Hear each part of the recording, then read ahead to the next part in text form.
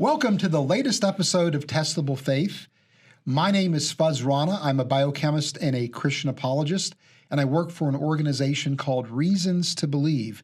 If you want to know more about Reasons to Believe, go to our website, reasons.org. You can also follow us on social media, RTB_official. I'm joined in studio today by Dr. Steve Baertschi, who is a chemist and also someone who has expertise in pharmaceutical science. And we're going to be talking about an unusual topic today that chemistry actually gives us some insight and understanding. You know, Steve, we oftentimes hear about the prospects of maybe there are alien civilizations throughout the universe, and maybe some of those alien civilizations predated us, right? And maybe those alien civilizations are sending spacecraft to the Earth in the form of UFOs, or, you know, there's a kind of a bizarre idea that Leslie Orgel, an origin of life researcher, and Francis Crick proposed called directed panspermia, where these alien civilizations that predated us seeded the Earth with life.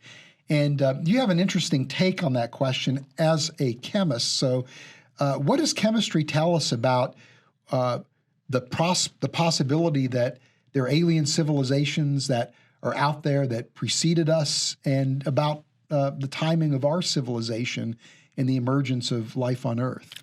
I really like the way you framed that, Fuzz.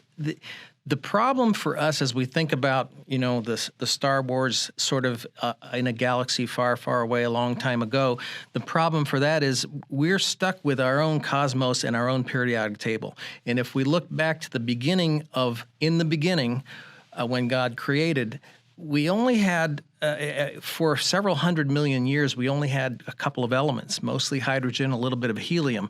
And then stars formed, they collapsed. So we need to get some other elements, right? So stars form, they burn up, they start to create some elements in their core.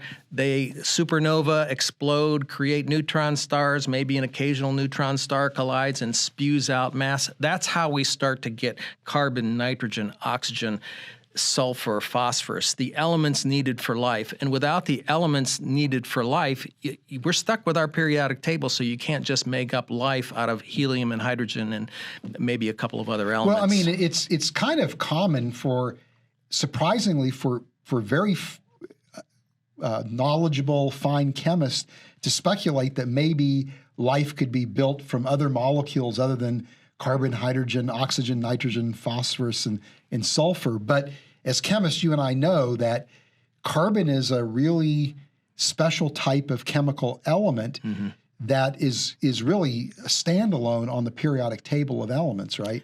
As a chemist, it doesn't seem conceivable that you can get the kind of complexity you need to have life machines, little micro machines to carry out the things required for life.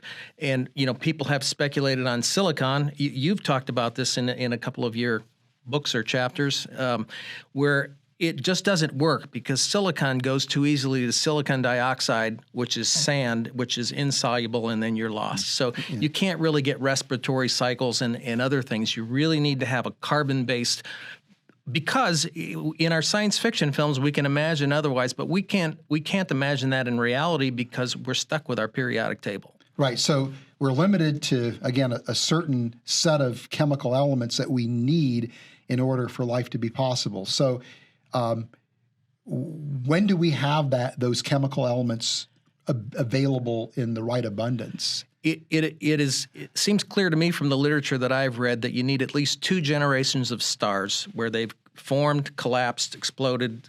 You need some neutron stars to collide to create enough of the elements for life. 2 generations. So our sun is a 3rd generation star, and it happens to be we're in a metal-rich environment, which by metals, carbon, nitrogen, oxygen, sulfur, and some of the transition metals needed for life.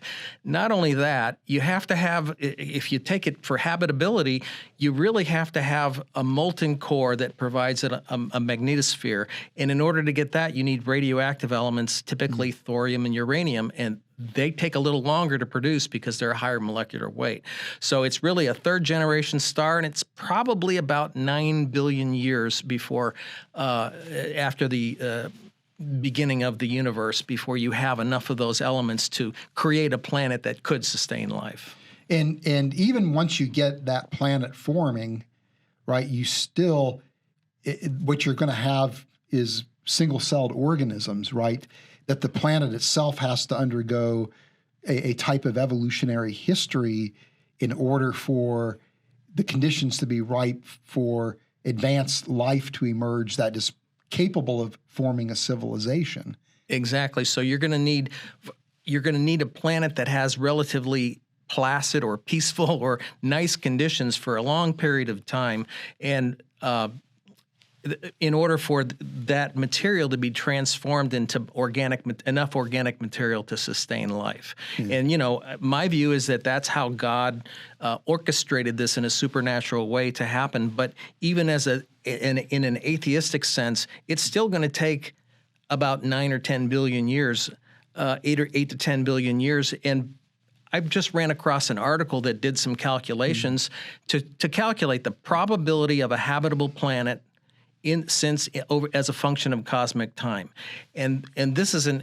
These are not theists doing that. They're just scientists trying to calculate when in the universe could an advanced civilization arise, could life arise, and they come up with the best case scenario with the least amount of assumptions is right now at about 0.1% chance. In other words, almost all of their probability curves go out into the future millions of years. So it looks like for the 99.9% chance, we are the earliest civilization anywhere in the universe by scientists' calculations. Wow, that's so we are high achievers in the sense that we appeared.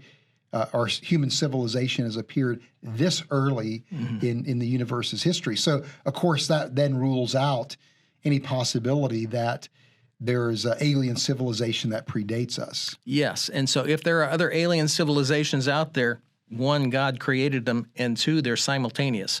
But, it seems like the more we learn about the universe, how inhabitable nearly all of the universe is, and what a special place Earth is that allows for this protected, life-giving planet.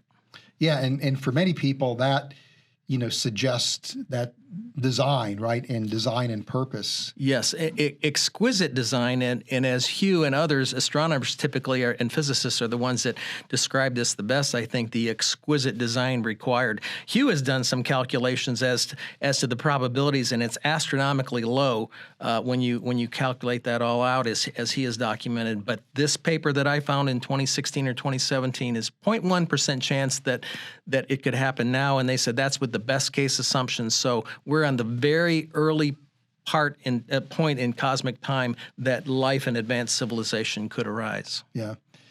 And of course, it's also interesting to me too that, when you think about civilization, you need to have elemental abundances that go beyond carbon, hydrogen, oxygen, nitrogen, and phosphorus. You need to have an abundance of iron, for example, and all kinds of other metals, in order to support technology.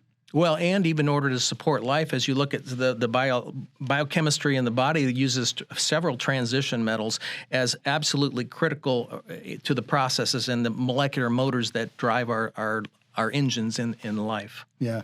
So, in many respects, the more that we're learning about the Earth, not only its features, but its timing with respect to the universe's history, the more special Earth seems to become. Yes, and as a chemist, I only recently began to realize that the production of the elements took so long, and it was already amazing to me, but it's even more amazing the more I learned that, wow, God didn't waste a lot of time. He sort of started life at the earliest possible time as he was transforming the universe into a habitable place. Yeah. Well, and it's a bit eerie, too, when you think that those chemical elements that are needed for life are also the ones that tend to be the most abundant in the universe, other than hydrogen and helium. It has the appearance of design. Yeah, it does. That's a great way to end this episode. Well, thank you so much for watching this episode of Testable Faith. If you want to know more about the resources that Steve has produced, go to our website, reasons.org, and search his name, Steve Baertschi. And I just want to remind you, until we see each other the next time, that the more we know about science, the more we have reasons to believe.